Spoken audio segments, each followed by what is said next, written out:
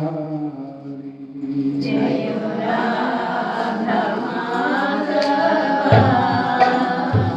कुंज बिहारी। जय राधा माधवा कुंज बिहारी। जय राधा माधवा कुंज बिहारी। जय गोपीजन वल्लभा गिरिधारी। जय गोपीजन वल्लभा गिरिधारी। जय गोपीजन वल्लभा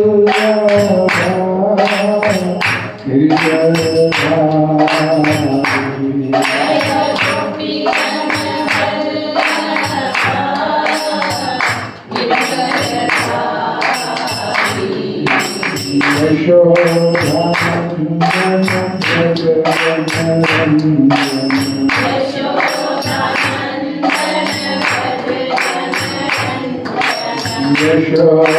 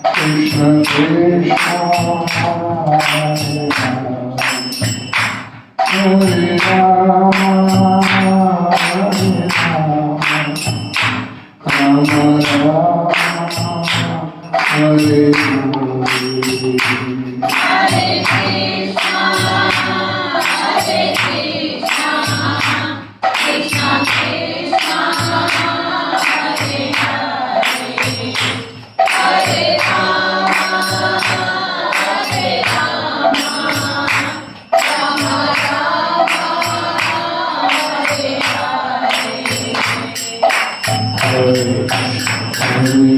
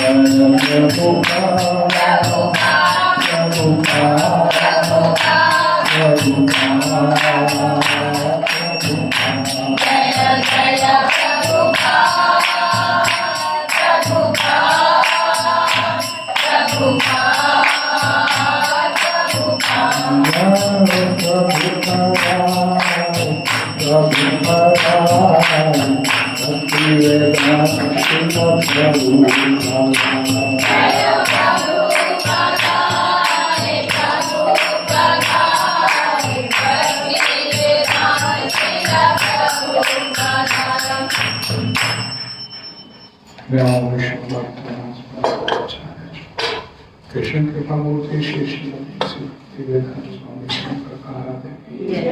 अनंत कोटि वैष्णव नामाचार्य प्रेम से कृष्ण चैतन्य प्रभु नित्यानंद श्री गदाधर श्रीवासादि गौर राम ओम नमो भगवते वासुदेवाय। ओम नमो भगवते वासुदेवाय। ओम नमो भगवते वासुदेवाय। ओम नमो भगवते वासुदेवाय। ओम नमो भगवते वासुदेवाय। ओम नमो भगवते वासुदेवाय। नारायणं नमस्कृत्य नारायणं नमस्कृत्य नरं चैव नरोत्तमं नरं चैव नरोत्तमं देवीं सरस्वतीं व्यासं देवीं सरस्वतीं व्यासं ततो जयामुदीरये नष्टप्रायेषु अभद्रेषु नष्टप्रायेषु अभद्रेषु नित्यं भागवत सेव्या नित्यं भागवत सेव्या भगवती उत्तम श्लोके भगवती उत्तम श्लोके भक्ते भवति निष्ठिकी भक्ते भक्ति नष्टि कृष्णाय वासुदेवाय कृष्णाय वासुदेवाय देवकी नंदनाय देवकी नंदनाय नंदगोकुमाराय नंदगोकुमाराय गोविंदाय नमो नमः। गोविंदाय नमो नमः। चर्चा करेंगे श्रीमद् भागवतम स्कंद 1 अध्याय 1 अध्याय 16 श्लोक 30 29 28 27 26 26 इकट्ठे हैं सारे श्लोक।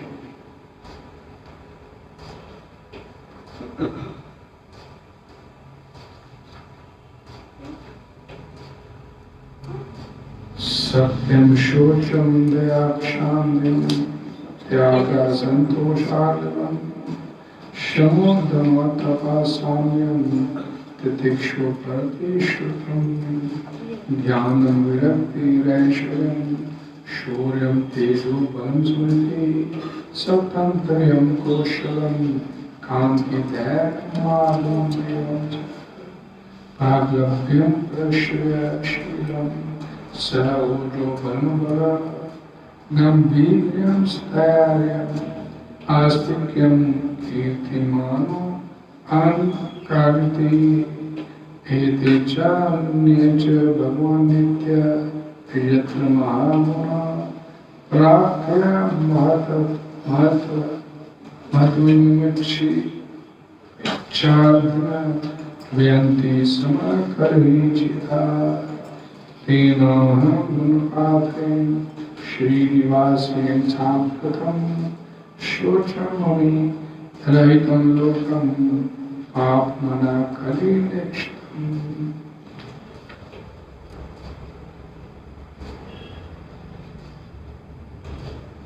हरे कृष्ण। हरे कृष्ण।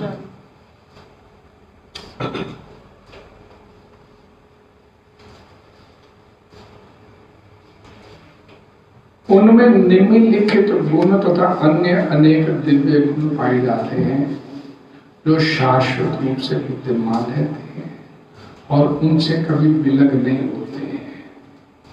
ये हैं सच्चाई, स्वच्छता, दूसरे के दुखों को सहना पाना, क्रोध को नियंत्रित करने की शक्ति, आत्मतुष्टि, निष्कपटता, मन की स्थिरता, इंद्रियों का संयम, उत्तरदायित्व, समता, सहनशीलता, समदर्शिता, आज्ञाकारिता, ज्ञान, इंद्रिय विवेचना शक्ति, नायकत्व, बहादुरी, प्रभाव, असंभव को संभव बनाना, कर्तव्य पालन, पूर्ण स्वतंत्रता, कार्य कुशलता, सौंदर्यमयता, धैर्य, दयालुता, उदारता, विनय, शील, संकल्प, ज्ञान की पूर्णता, उपयुक्त दक्षता, समस्त भोग विषय का स्वामित्व, प्रसन्नता, स्थिरता, आज्ञाकारिता, यश, पूजा, निर्भिमानता, अस्तित्व भगवान के रूप में और शाश्वतता। भगवदीय गुणों की चर्चा की जा रही है। पृथ्वी माता गाय के रूप में धर्म रूपी पैर से चर्चा कर रही है। समस्त सत्व तथा सौंदर्य के आधार पुरुषोत्तम भगवान श्री कृष्ण ने इस धरा पर आपने दिव्य लीलाएं बंद कर दी हैं। उनकी अनुपस्थिति में कली ने सर्वत्र अपना प्रभाव फैला लिया है। अतः मैं संसार की यह दशा देखकर अत्यंत दुखी हूं। हरे कृष्णा। हरे कृष्णा। तात्पर्य जगद्गुरु श्री प्रभुपाद जी द्वारा सरल है, स्पष्ट है, ध्यान से पढ़िएगा, सुनिएगा। भले ही पृथ्वी को चूरन चूरन करके इसके परमाणुओं को गिन लिया जाए तो भी भगवान के दिव्य गुणों का अनुमान लगाना दुष्कर होगा। कहा जाता है कि भगवान अनंत देव ने अपनी अनंत जीवाओं से भगवान के दिव्य गुणों का गान करना चाहा, किंतु भगवान के गुणों का अनुमान लगा पाना अनंत वर्षों तक संभव नहीं हो पाया। भगवान के गुणों के विषय में उपयुक्त कथन उतनी ही दूर तक सही है जहां तक मनुष्य उन गुणों को ठीक पाता है। किंतु यदि इतने ही गुण मान लिए जाए तो भी वे कई उपशीर्षकों में विभाजित किए जा सकते हैं। शील जी गोस्वामी के अनुसार तीसरे गुण था दूसरों के दुखों को न सह पाना के दो उप विभाग हो सकते हैं। पहला शरणागत जीवों की रक्षा तथा दूसरा भक्तों के लिए शुभकामनाएं। भगवद गीता में भगवान श्री कृष्ण कहते हैं कि वे चाहते हैं कि प्रत्येक जीव की शरण में आए और वे आश्वस्त करते हैं कि जो लोग ऐसा करेंगे उनके वे सारे पापों से उनकी रक्षा करेंगे।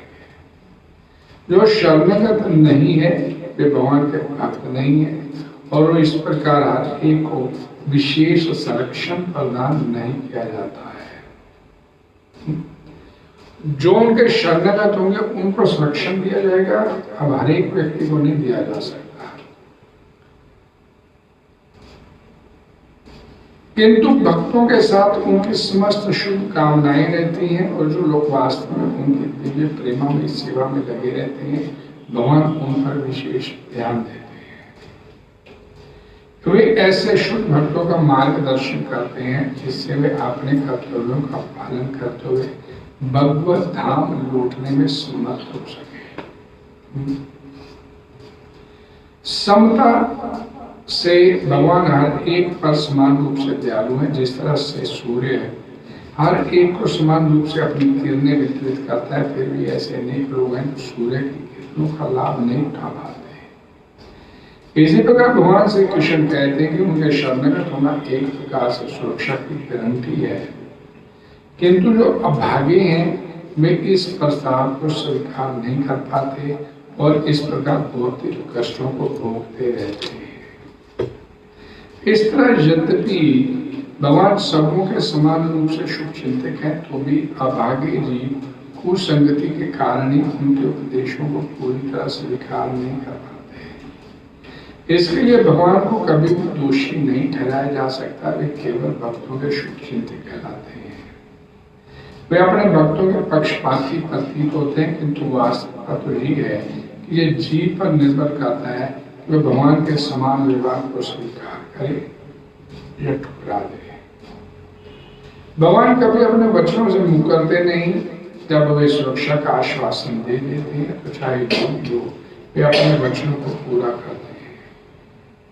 यह शुद्ध भक्त का कर्तव्य है कि भगवान ने या भगवान के प्रामाणिक प्रतिनिधि ने अर्थात गुरु ने उस पर जो भार सौंपा है वह उसे पूरा करने के लिए दृढ़ रहे।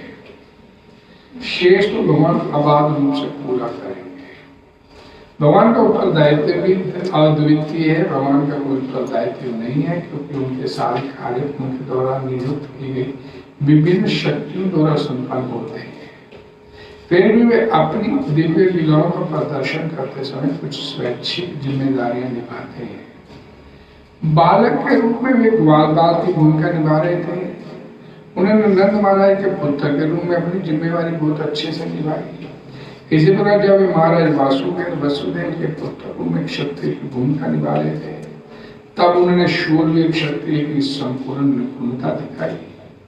प्राय सदा ही क्षत्रिय राजा को युद्ध जीत कर या अपहरण करके प्रथम प्राप्त करनी होती थी।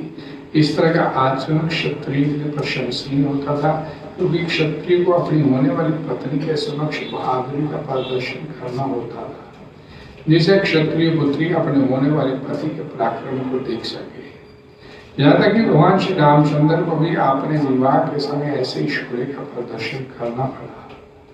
उन्होंने सबसे मजबूत धनुष हर धनुष को तोड़ा और समस्त ऐश्वर्य की जननी सीता देवी को वरण किया। क्षत्रियता का प्रदर्शन विवाह उत्सव के समय ही होता है और ऐसे युद्ध में कोई दोष नहीं होता। भगवान श्री कृष्ण ने अपने इस उत्तरदायित्व को भी पूरी तरह निभाया, क्योंकि यद्यपि उनकी 16,000 से अधिक पत्नियां थी, किंतु उन्होंने हर एक को पाने के लिए वीर क्षत्रिय की भांति युद्ध किया था। 16,000 पत्नियों के 16,000 वर्षों तक करना भगवान के लिए ही संभव था।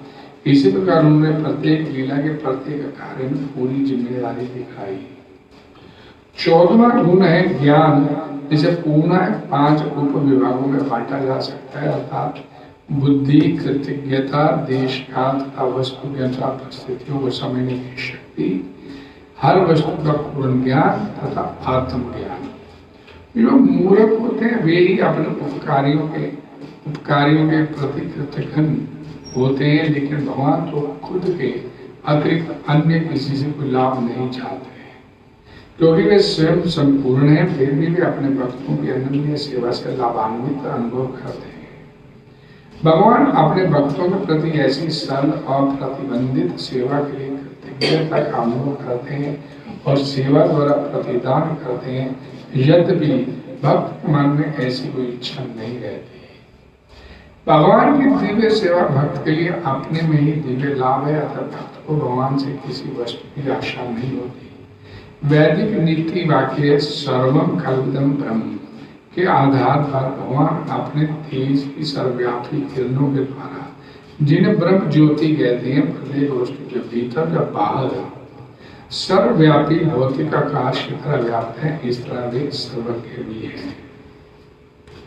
यहाँ तक भगवान के सौंदर्य की बात है, उनमें कुछ विशिष्ट लक्षण पाए जाते हैं जिनसे वे अन्य सारे जीवों से पृथक है, किंतु इनके अतिरिक्त उनके कतिपय विशिष्ट सुंदर लक्षण अत्यंत आकर्षक हैं, जिनसे भगवान की सर्व सुंदर कृति राधा रानी का मन भी आकृष्ट हो जाता है। अतः वे मदन मोहन कहलाते हैं, अर्थात वे मदन जो कामदेव के मन को भी आकृष्ट करने वाले हैं।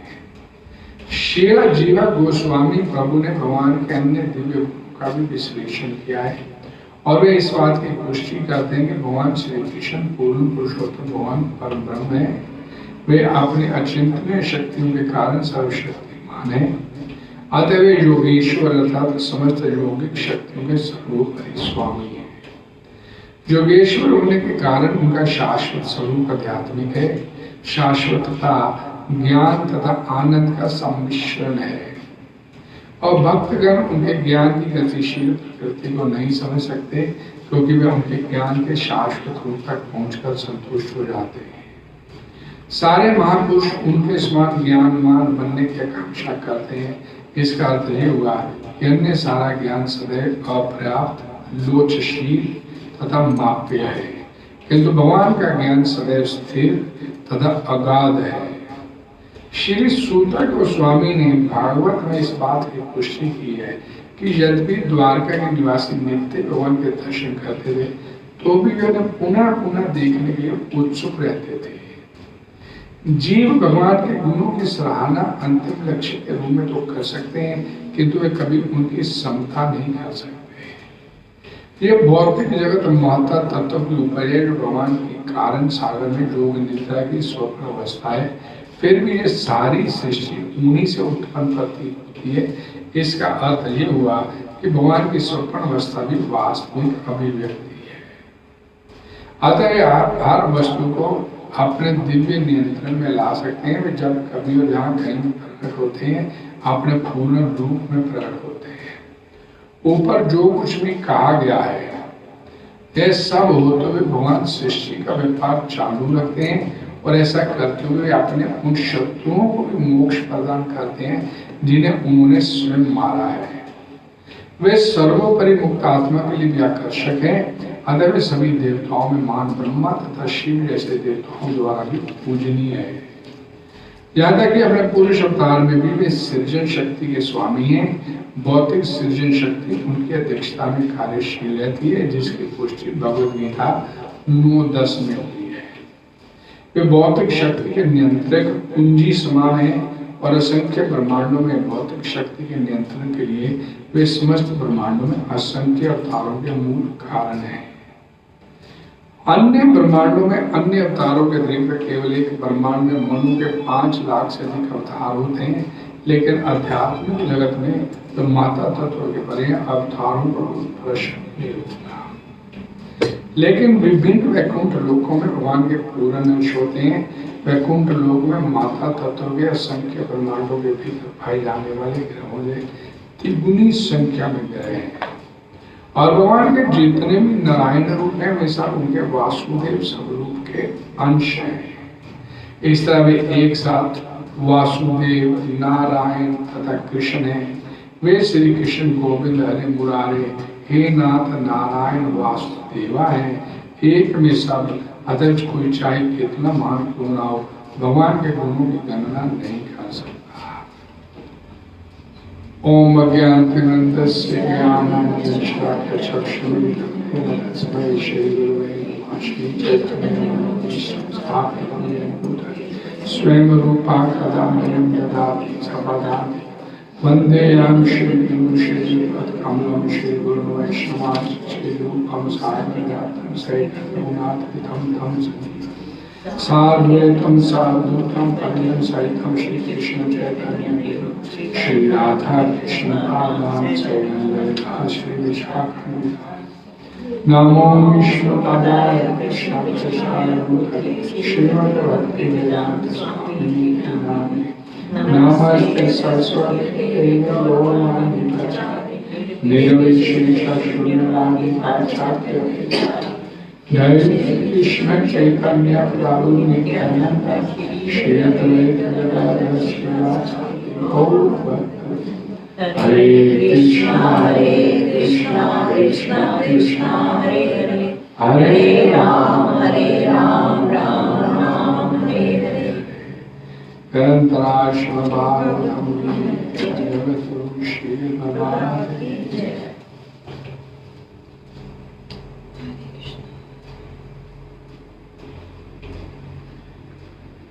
माता पृथ्वी गाय के रूप में बैल रूपी धर्म को भगवान के गुणों का वर्णन करते हुए बताती है कि पृथ्वी को चूरन चूरन करके, ये रामायण में जैसे वर्णन आता है कि पृथ्वी के धूल कणों की गिनती शायद हो जाए, होता नहीं ऐसे, धूल कणों की गिनती नहीं हो सकती, ये हो जाए, लेकिन भगवान द्वारा उत्पन्न ब्रह्मांडों की गिनती करना नामुमकिन है। रोम रोम से असंख्य ब्रह्मांड प्रति पल प्रति क्षण निकलते जाते हैं। ये एक ब्रह्मांड में हम बैठे हैं, वैसे असंख्य ब्रह्मांड है। ये एक ब्रह्मांड है जिसका जो सौर मंडल हमारे दिखता है, तारे ग्रह सब दिखते हैं, तो ऐसे अनंत। और प्रभा जी लिखते हैं कि भगवान अनंत देव ने उनको अपने अनंत मुखों से, अपनी जीवा से भगवान का गुणगान करना चाहा, लेकिन वो सफल नहीं हुआ है। और भगवान के गुणों के विषय में प्रयुक्त कथन उतनी दूर तक सही है जहाँ तक मनुष्य गुणों को देख सकता है। अपनी तो देखने की दृष्टि भी सीमित है।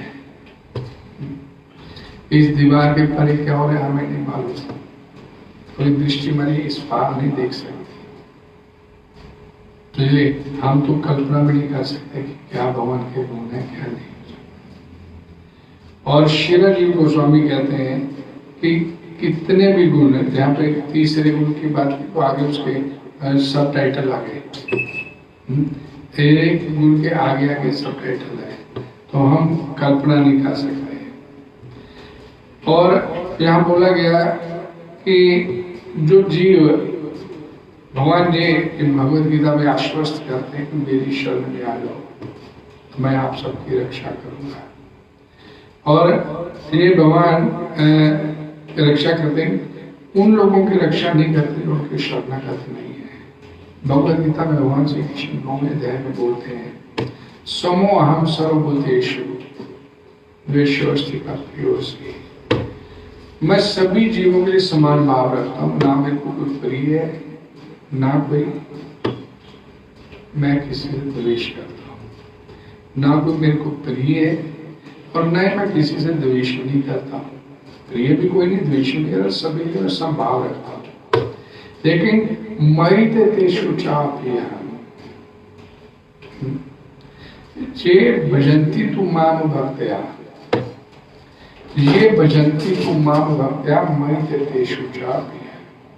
लेकिन जो मेरी भक्ति लगता है, मेरी शरणागत हो जाता है, मेरी शरण में आ जाता है, वो फिर उसका विशेष उसको पर ध्यान में अपना देता हूँ। तो ये पक्षपात नहीं करते, इसे पक्षपात नहीं बोला जाता कि भगवान जो उनकी शरण में आ गया उनका तो ध्यान करते हैं, उनका ध्यान नहीं रखेंगे। अगर भगवान की शरण में गए उनका ध्यान नहीं रखते तो फिर पक्षपात हो जाता है। इस बात को समझिए, भगवान की शरण में गए हैं तो अगर भगवान उनका फिर नहीं करते, ध्यान नहीं करते, तो इसको तथ्य से समझिए कि फिर पक्षपात हो जाता है। और रही बात जो भगवान की शरण में नहीं जाते तो भगवान उनका मैं ध्यान नहीं रखता, लेकिन जो भगवान से द्वेष करते हैं, भगवान से शत्रुता रखते हैं, ये असुर बड़े बड़े हुए, तो फिर उनको मारते क्यों है भगवान? मैं बोलता मैं द्वेषवश ना, मैं द्वेषवश, मैं द्वेष नहीं करता, मारते क्यों है? ये सवाल श्रीमद् भागवतम पुराण में युधिष्ठिर महाराज नारद मुनि से पूछते हैं, जब शिशुपाल का वध किया, जब शिशुपाल का वध किया भगवान ने सुदर्शन चक्र चला के राष्ट्रीय सभा में, राष्ट्रीय यज्ञ जो हो रहा था, युधिष्ठिर महाराज द्वारा किया जा रहा था, तो मारा क्यों है शिशुपाल?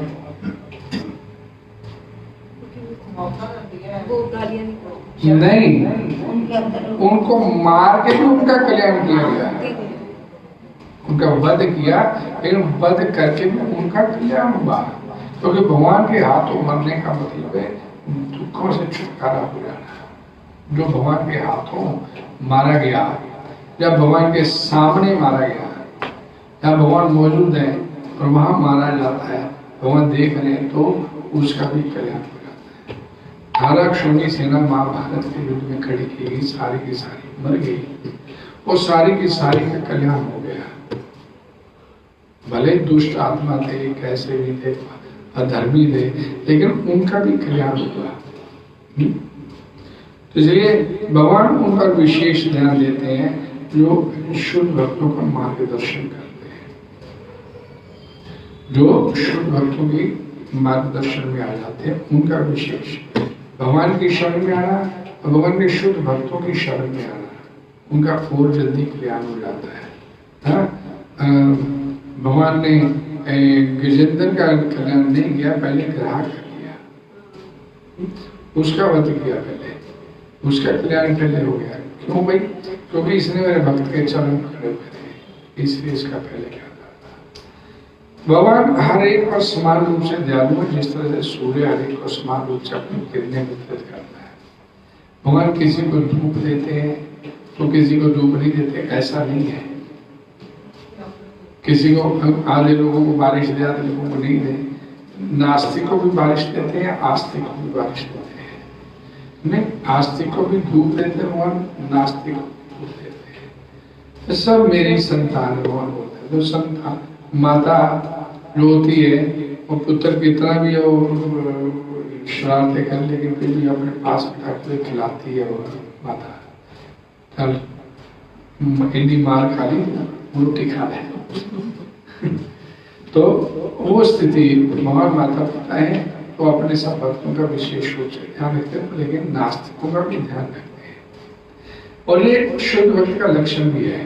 भक्तों की 3 कैटेगरी बताई गई है हमारे श्रीमद् भागवतम राम के 11वें स्कंद में वर्णन आता है कि भक्त 3 प्रकार के होते हैं। भक्त है प्रथम कोटि का भक्त, द्वितीय कोटि का भक्त और तृतीय कोटि का।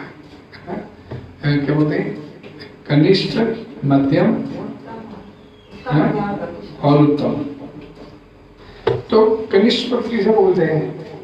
जो नया नया भक्ति में लगता है, बड़े विधि विधानों से भक्ति की पालना भी करता है, नियमों की पालना करता है, नहीं बड़े भाव के साथ भक्ति करेगा। भाई आरती की सेवा दे दिया, बड़े भाव के साथ करेगा, आरती ऑफरिंग करेगा, गाएगा बड़े भाव के साथ, बड़े अच्छे से गाने का प्रयास करेगा। लेकिन माइनस पॉइंट क्या होता है उसका? उसका माइनस पॉइंट ये होता है कि वो ऐसा करते समय जो सीनियर डिवोटी होते हैं, उनकी निंदा आलोचना करने से छूटता नहीं है। वो भी कर रहा है, कोई सीनियर भक्त ने ऑफरिंग किया, उन्हें 2 मिनट में ऑफरिंग कर दिया, सीनियर भक्त इसको तो आती नहीं, एकदम आलोचना कर देगा। ऐसे थोड़ा 20 मिनट लगते हैं ऑफरिंग करने में, ये तो 5 मिनट में कर देगा। मन में ये भाव बोल देता है किसी न किसी का, लेकिन निंदा आलोचना भी करता रहता है। उसको ये नहीं आता, ये सवाई नहीं है, गंदगी है, मैं तो बड़े भाव से रहता हूँ। तो ये उसके अंदर तो मन में भाव रहता है कि मैं बढ़िया हूँ, बाकी भी लोगों को मालूम नहीं है। मध्यम कोटि का भक्त क्या होता है? वो किसी की निंदा चुगली नहीं करता, किसी की आलोचना नहीं करता, किसी मन में किसी के प्रति मन मुटाव नहीं रखता, बड़े अच्छे से सब काम करता है। लेकिन उसका एक माइनस पॉइंट, उसमें एक माइनस पॉइंट क्या होता है? तो नास्तिक लोगों की बड़ी निंदा करता है। इन ऐसे लोगों से दूर रहना चाहिए। भगवान को मानते नहीं है, बिल्कुल नहीं मानते भगवान, इनसे तो दूर ही रहना चाहिए। उनकी निंदा करेगा, और किसी की सीनियर जूनियर की किसी की निंदा नहीं करेगा, लेकिन नास्तिक लोगों की निंदा करता है। मैं मोटे रूप से आपको बता दें, सब बहुत लंबा थोड़ा ये ये इसका व्याख्यान होता है। तो जो सीनियर डिवोटी होता है, जो उत्तम भक्त है, वो किसी की निंदा नहीं करता और नास्तिक की भी निंदा नहीं करता। ये भी भगवान की संतान है, आ जाएगा रास्ते पे, इधर आ जाएगा तो ये भी रास्ते पे आ जाएगा। तो वो समाज जैसे भगवान के अंदर जो गुण होता है, भगवतीय गुण भक्त के अंदर आ जाते हैं, तो उत्तम कोटि का जो भक्त होता है उसमें भगवतीय गुण अपने आप आने शुरू हो जाते हैं। वो सर्वभूत ही दे रहा कि सब जीवों का कल्याण कैसे हो जाए, इसके लिए प्रयास करता रहता है ना। प्रभुपाद जी ने ये थोड़ी देखा ये शराबी लोग हैं, इनको तो नहीं, इनको क्या भगवत गीता सुनाएंगे तो फिर दारू पी के पड़े रहते हैं, नशा करके पड़े रहते हैं, क्या भगवत गीता सुनानी। उन लोगों को उन्होंने उठाया, गले लगाया, देखो बैठो सुनो करो ना। तो जो सीनियर उत्तम भक्त होता है उसके अंदर भी यही भाव होता है, आओ बैठो, आओ करो, आरती करो, ये कथा करो, ये करो, आप करो। तो ने उन लोगों को जिनको भगवान कृष्ण के बारे में ABC का ज्ञान नहीं था, उन लोगों को मिला के आप बैठ जाओ, कथा करो, बैठ गए। क्योंकि कथा करने में एक सबसे बड़ा प्लस पॉइंट क्या होता है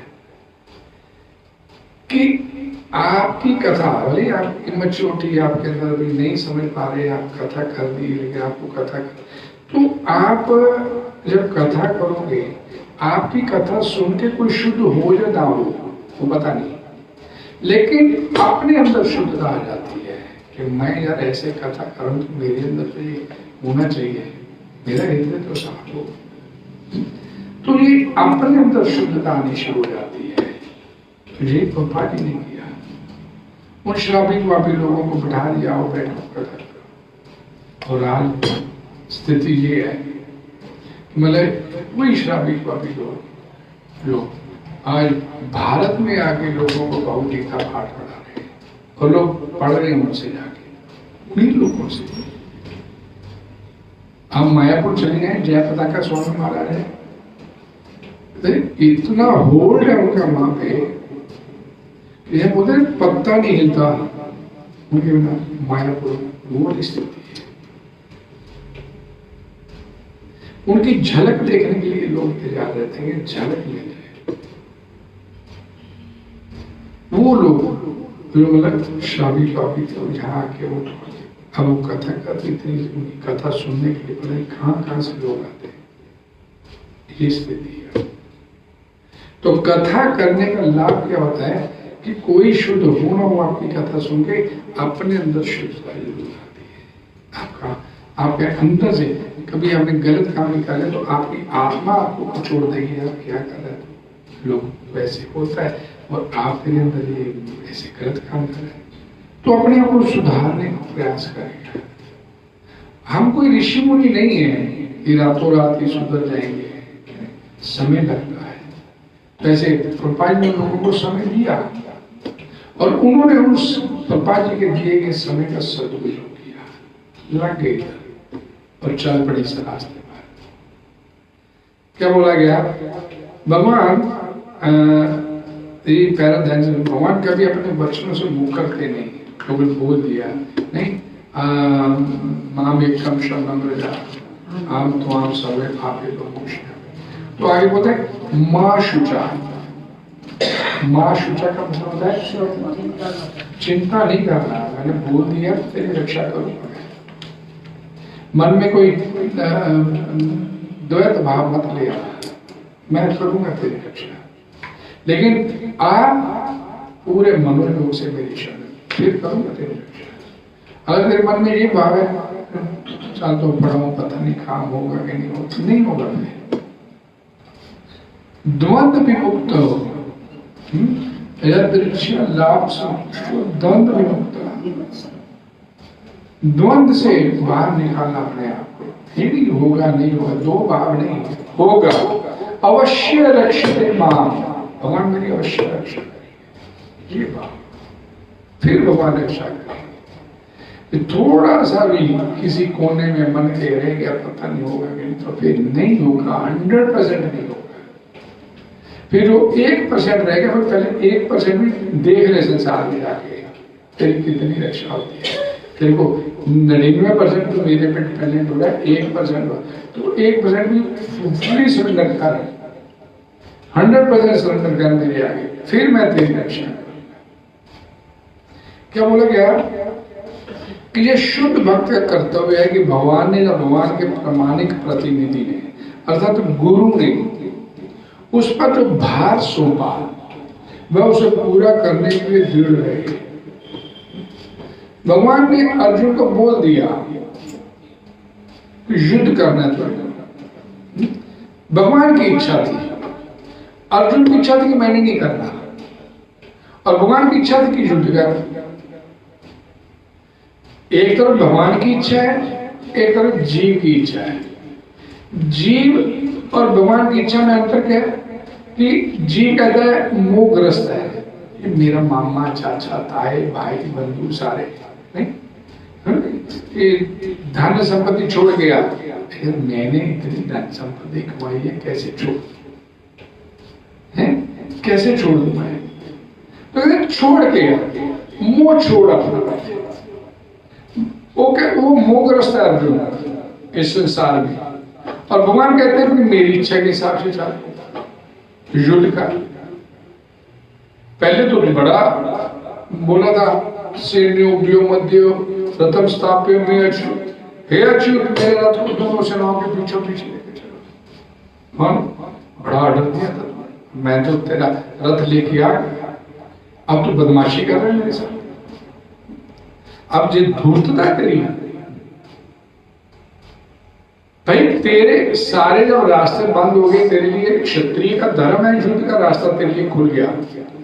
तूने प्रयास नहीं किया हो तो मैं मान लूंगा, तूने पूरा प्रयास किया कि युद्ध नहीं हो, वैसी बात मानने मैं गया शांति दूत बन के, और अब जब दोनों सेनाएं आमने सामने खड़ी होगी और तू भी तैयार है, और अब सेनाओं को देख के बदमाशी कर रहा है, अब तू बदमाशी कर रहा है।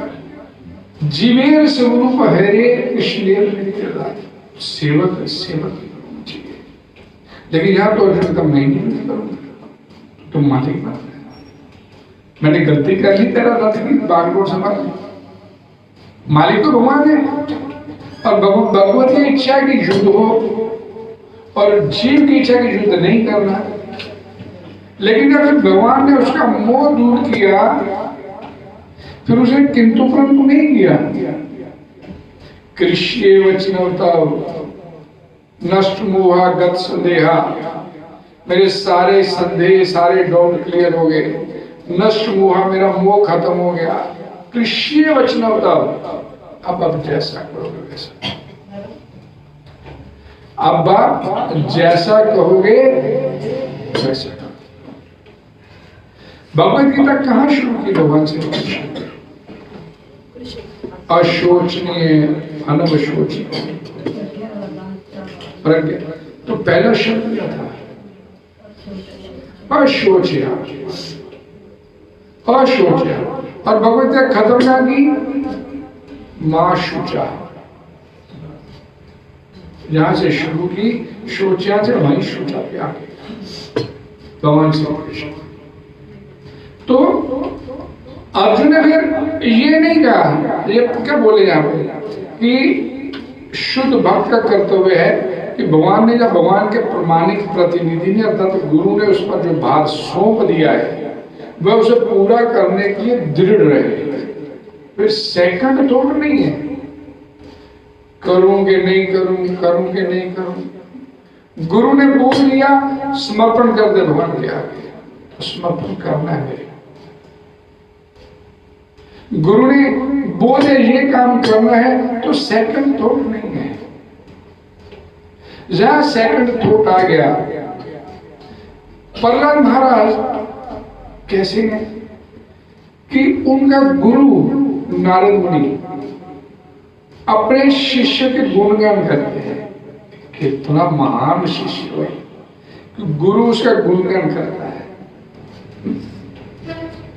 ये शिष्य है कि उसका गुणगान करते कहते हैं नारद मुनि कि ये मेरा वो शिष्य है कि मैंने इसको बोला था कि भगवान की शरण में जाना, तो भगवान की शरण में गया और कहीं पर भी जब जब इसके ऊपर संकट आया, प्रहलाद महाराज के ऊपर संकट आया, हाथी के पैर के नीचे कुचल दिया जाए, पहाड़ की चोटी से गिरा दिया जाए, समुद्र में पत्थर बांध के दबा दिया जाए, डुबो दिया जाए, जलती आग के कढ़ाई में उड़ा दिया जाए, नहीं, जहां जहां इसके ऊपर संकट आया, ये मेरा ऐसा भक्त था कि इसने भगवान से बचने के लिए प्रार्थना भी नहीं की कि भगवान मेरी रक्षा कर लेना। ये शरणागति, उसको पता नहीं क्या बंदा थोड़ी है, क्योंकि हम उसके प्रति श्रद्धा नहीं रखते, विश्वास नहीं रखते, तो हम सोचते यहाँ पे थोड़ी होता है, कैसे सरेंडर करते उसके आगे, क्योंकि हमारे को मान लीजिए पत्थर की मूर्ति है, भगवान थोड़ी है, हम तो जी पाल के चलते। मंदिर में नियम है कि भगवान के सामने ऊंचा नहीं बोलना, कोई किसी को बुरा ऊंचा नहीं बोलना। हम तो सब कुछ बोलते रहते हैं, भाई वो गप्पे भी मारने शुरू कर देते मंदिर में बैठ के, सामने वो बैठे बैठे, क्योंकि अंदर से हमारे पत्थर की मूर्ति है, भगवान नहीं है, ये मान के चलते हैं। जिस दिन ये मन में भाव आ गया कि ये भगवान बैठे, तो भाई मेरे को यहाँ पे फालतू की बात हो रही है, एटलीस्ट यहाँ तो नहीं करनी, भगवान तो सब जगह है, यहाँ नहीं करनी, विग्रह के सामने नहीं करनी, भगवान के श्री विग्रह इनके सामने, तो ये भाव, तो उन्होंने प्रार्थना भी नहीं किया, नारद मुनि उसकी प्रशंसा करते हैं, तो शिष्य वो जिसकी प्रशंसा सद्गुरु है। हमारे एक पुराणों में कथा आती है, एकदम ध्यान आ गया, उपमन्यु एक शिष्य हुए, धौम्य ऋषि थे, धौम्य ऋषि थे, उनके शिष्य हुए उपमन्यु, आरुणि एक उनका शिष्य था, आरुणि एक था उपमन्यु। गजब की गुरु भक्ति थी उनके अंदर, गजब की। उपमन्यु को आश्रम की गाय चराने का काम सौंपा गया था,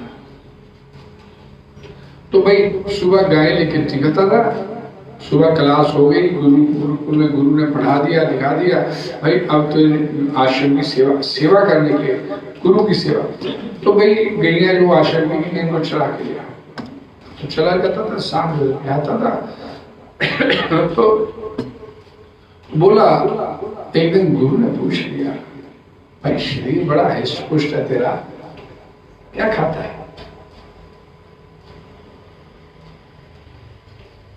सुबह भिक्षा मांग के लाता हूं आपके सामने, आपका आदेश होता है, और भिक्षा में जो मिलता है वो लाके आपको सौंप देता हूं, और बदले में आप जो मेरे को भिक्षा का कुछ अंश दे देते हैं, खा के गुजारा कर रहा हूं, आपके आशीर्वाद से सब बढ़िया है, मस्त हो।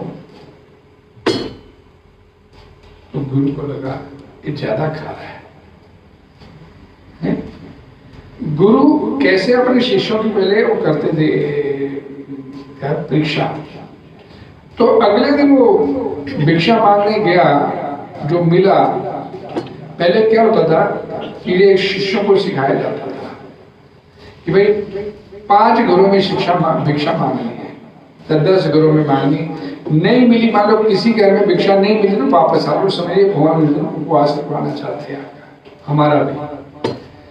तो गुरु जब गुरु स्त्री होती थी, वो घर में बनाती नहीं थी कुछ, तो शिष्य जाके मांगने के पीछे का भाव क्या होता था कि इनका अहंकार खत्म करना है। भले पैसे वाले राजकुमार है, चाहे राम थे चाहे वो कौरव थे, भाई भिक्षा मांगनी पड़ेगी गुरु के लिए, तो गुरु के लिए भिक्षा मांगने जाते थे। राम थे तो राम भी जाते थे, तो युधिष्ठिर थे तो वो भी जाते थे, कि अहंकार खत्म करना, मांगते समय तो गुरु के लिए मांगने जा रहा हूँ, तो अहंकार नहीं हुआ, मैं तो राजकुमार हूँ, मैं तो नहीं जाऊंगा भिक्षा।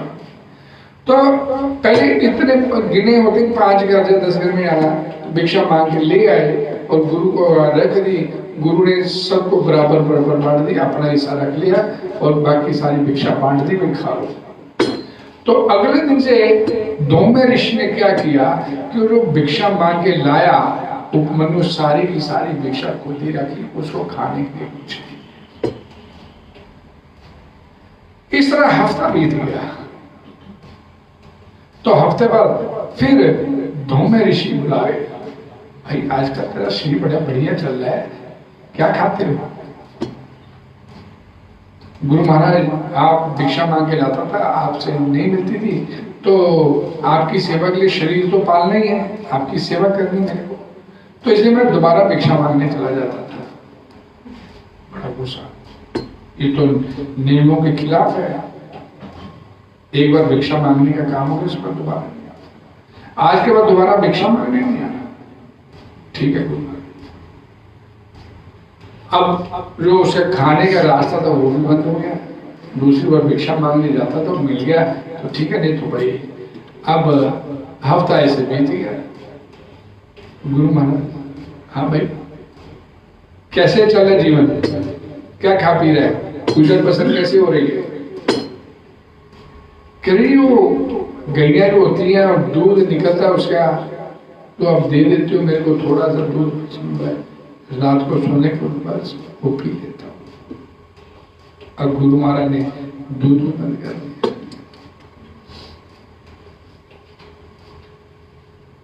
अब वो लड़का चूजा नहीं कर रहा, ये क्यों मत कर रहे भाई, मेहनत तो मैं कर रहा हूं,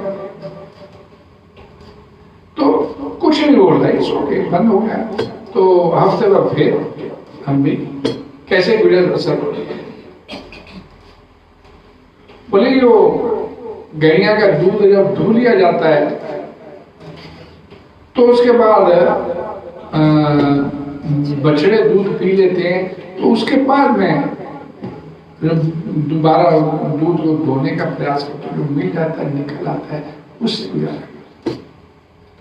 ये तो पाप कर रहे। बछड़े तुम्हारी वजह से दूध कम पीते होंगे, ये उपमन्यु ने भी पिया, तो ये तो तुम नाजायज कर रहे हो बच्चों के साथ, ये तो अधर्म हो रहा है, आप ऐसा नहीं कर सकते। ठीक है, नहीं करते ऐसे, वो बंद हो गया। फिर हफ्ते बाद फिर बुला लिया उसने, अब कैसे मिले तो सब, क्योंकि गैया चराने के लिए जाते तो जंगल में जो फल वगैरह होते हैं पेड़ों से, तो वो तोड़ के खा पी लेता, तो गुजारा हो जाता। बढ़िया, आपका आशीर्वाद है बस मेरे ऊपर। और फिर वो बच्चा कहता है कि आपका आशीर्वाद, तो गुरु से तो तूने पूछा नहीं, गुरु के आश्रम में तू रह रहा है, गुरु के आश्रम में रह रहा है, तो ये आइंदा तूने फल नहीं खाने, मैं तुम्हारे को आदेश दे रहा हूं, नहीं खाऊंगा। अब गुरु ने कह दिया और उपमन्यु तत्काल उसके ऊपर अमल करता है। अब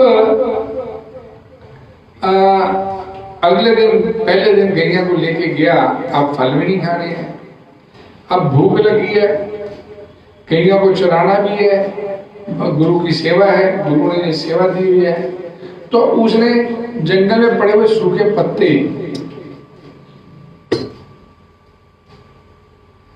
अब उन पत्तों में अक के पत्ते, अक का पेड़ होता है, वो पत्ते भी कहीं उसके मुंह से खा लिए, उसका सीधा असर आंख।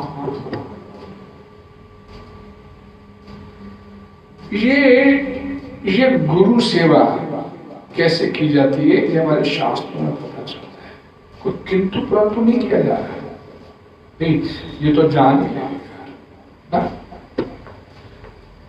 अब अक के पत्ते खा लिए, आंखों से अंधा हो गया और गैया चरा रहा है, और आगे एक कुआं था, अंधा कुआं था, उस कुएं में जाके गिर गया, बाहर निकलने का कोई रास्ता नहीं है। अब रात हुई, धूमे ऋषि सोचे यार अभी तक आया नहीं, और उनको ये पता है कि ये मेरा शिष्य इस तरह का नहीं भाग जाएगा, गुरु को अपने शिष्य का सब पता होता है, तो उसको पता ये भागने लगी, कोई आफत ना आ गई उसके ऊपर, चिंता दूर हो गई गुरु से, और तत्काल दूसरे शिष्यों को साथ लिया और जंगल में उपमन्यु उपमन्यु उपमन्यु वाजे लगाने शुरू कर, एक कुएं में से आवाज आई, गुरु महाराज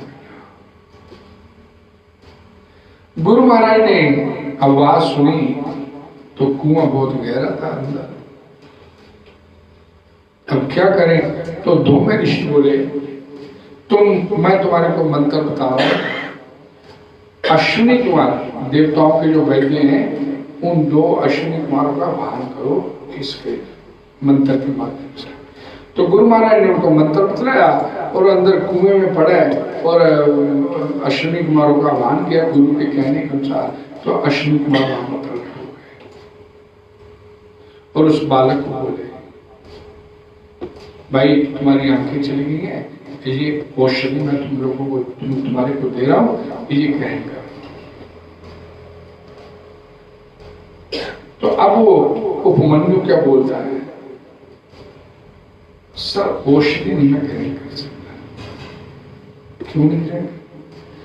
गुरु ने कुछ खाने के लिए मना किया था।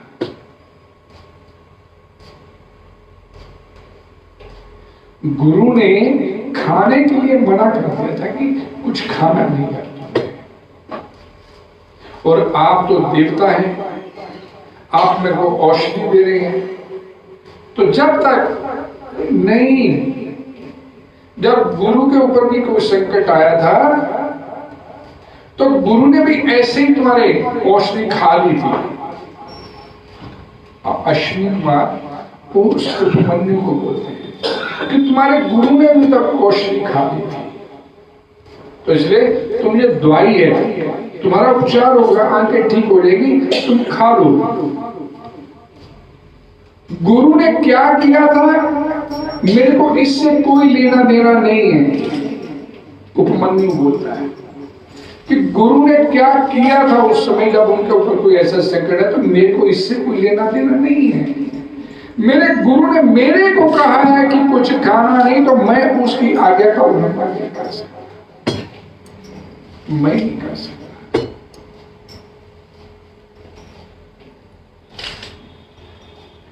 और तब ऊपर से धौम्य ऋषि बोले, उत्तर ले मैं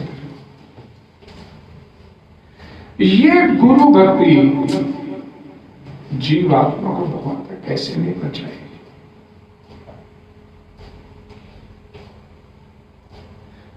उन्हीं का एक शिष्य था आरुणी। सर्दी की रात पता चला कि जो गुरु के आश्रम के जो सब्जियां लगाते हैं, गुरु ने लगवाई हुई थी कुछ खाने के लिए, भाई वो क्या बोलते हैं, मेड़ बांधी जाती है और टूट गई होगी, पानी अंदर आ जाएगा। तो आरुणी को बोला कि भाई जाके वो मेड़ को देखा, वहां से थोड़ी हल्की कमजोर थी कि वो टूट न गई। देखा तो टूट गई। अब मिट्टी डालने का प्रयास करता, लेकिन पानी बड़े फ्लो से आ रहा, मिट्टी में चली जाती है। क्या करे? गुरु ने देख दिया कि मेड़ को बांध के आना, खुद लेट गया उसके। पानी अंदर नहीं आना चाहिए, मेरे गुरु के आदेश। तो ये जो भक्ति होती है, क्या बोला जाता है कि अब गुरु ने उस पर जो भार सौंपा है उसे पूरा करने के लिए दृढ़ रहे। शेष तो भगवान अबाध रूप से अपने आप पूरा करेंगे। कृपा तो भगवान करेंगे, तो क्यों नहीं करेंगे? क्यों नहीं करेंगे कृपा? प्रभा से पूछा गया कि सारी जिंदगी भजन किया उसने, व्यक्ति ने, एक भक्त ने, आपके अंत समय में वो कोमा में चला गया या कोई एक्सीडेंट में उसकी मौत हो गई या कोई पता नहीं चला उसको, अंत समय उसका जीवा से आपका नाम नहीं निकला, तो उसकी स्थिति क्या होगी? ऐसी परिस्थिति में उसकी गति क्या होगी? तो पता जो कि भगवान अंधे बहरे थोड़े ही, उनको दिखता नहीं है। खुद लेके जाएंगे ऐसे भक्तों अपने साथ, खुद आएंगे उसे लेने के लिए। जिसने भजन किया है, भजन किया होना चाहिए उसका, फिर भगवान ऐसा कर। जब भगवान का भगवती गुण है कि मेरी शरणागत जो हो गया उसकी रक्षा मैं करूंगा, मां शुचा, चिंता नहीं करना, डरना नहीं, मैं हूं फिर।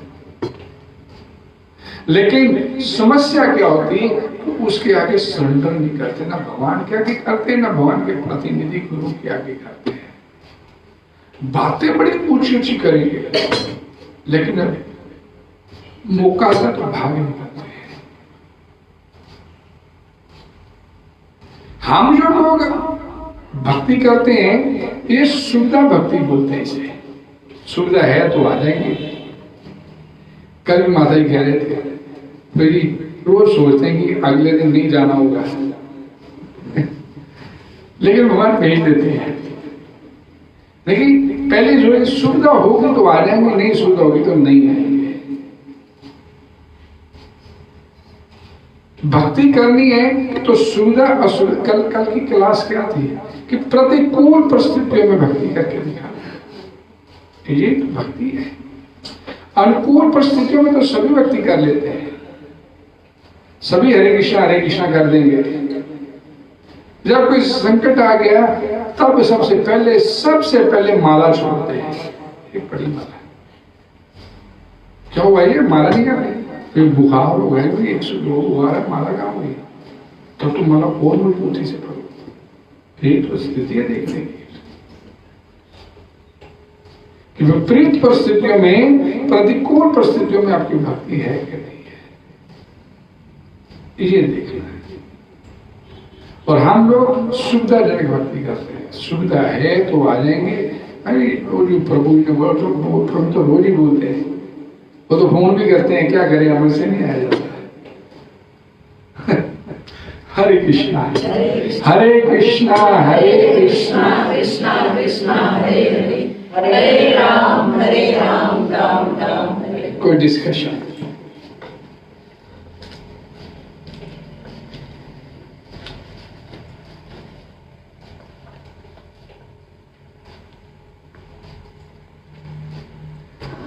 सत्संग रोज रोज सुनने से क्या होता है, धीरे धीरे बात पक्की होती चली जाती है। पहले सत्संग छोड़ना नहीं चाहिए, बड़े भाग्य से प्राप्त होता है ये सत्संग। साधु संग बड़े भाग्य, तो पापा जी का संग मिलने के लिए प्रयास होना चाहिए। ये संग बड़े भाग्य से पता नहीं कितने कितने पुण्य कर्म जागृत होते हैं, तो किसी को सत्संग मिलता है। जीवन के काकभूषणी महाराज बोलते हैं कि जीवन का सबसे सुखद पहलू क्या है ना, गुरु भगवान पूछते हैं काकभूषणी से, तो कहते कि किसी को उसके जीवन में सत्संग मुहैया होना उसके जीवन का सबसे बड़ा सुख है। सबसे बड़ा पाप क्या है, पर निंदा करना, किसी की लोचना करना, निंदा करना, ये सबसे बड़ा पाप। और ये अक्सर करते हैं, कोई भी मौका नहीं छोड़ते किसी की निंदा चोरी करने का। भगवान की सेवा में इतना अपने आप को व्यस्त रखो कि इधर उधर की बात करने का मौका नहीं मिले। मैं हमेशा लोगों को बोलता हूं, जो जहां पर आते हैं मैं हमेशा बोलता हूं, भाई अपने से मतलब रखो, किसी दूसरे के साथ प्रेम के 10-10 माता लोगों को फोन नंबर दे दिए जाते हैं, बात करना। भाई अपना आओ, अपनी कथा सुनो, प्रसाद लो और जाओ। अगर ये समाधि बनाने तो पहले दुनिया में बढ़िया था ना, फिर लगे हुए थे समाधि बनाने के लिए, बनाओ माता, फिर इधर आने की क्या जरूरत थी। लगे रहते हैं, हम सुनने के लिए तैयार नहीं किसी की बात। और फिर जब कोई किसी को कुछ बोल देता है ऊंचा नीचा, तो फिर आ जाते हैं, तो माता जी ऐसे थे, प्रभु ऐसे थे, क्या भाई मेरे से पूछे पूछ गया। एक प्रभु जो पैसे लेके जो दान मेरे से, मैंने सोचा मंदिर में आते बड़े अच्छे प्रार्थना मैंने दे दिया, अब वो आने बंद हो गए, तो भाई तूने मेरे से पूछ के दिए थे, मैंने ये बोला तो वो भी आना बंद हो गया, वो भी आना बंद हो गया। अब मैंने क्या कमाया भाई, तो ये हमारी स्थिति है। मैं कौन कहता बनाओ जहाँ पे आके सुन, यहाँ तो सिर्फ निताई गौर सुंदर जी के साथ आपका संबंध होना चाहिए। हमें कथा सुनो, भक्ति करो, भजन करो, जो सेवा मिली करो और अपने घर निकलो। जो यहाँ पर बैठ के बतियाते हैं ना, फिर वो समझ लियो उनका काम वही है, फिर बस निकलना नहीं चाहते और ना दूसरे को निकलने देना चाहते। हरे कृष्णा कृष्णा हरे कृष्णा कृष्णा कृष्णा कृष्णा हरे हरे हरे राम राम राम हरे हरे। जगत गुरु श्री गुरुवाद की जय। आप सबका बहुत बहुत धन्यवाद। हरे कृष्णा। हरे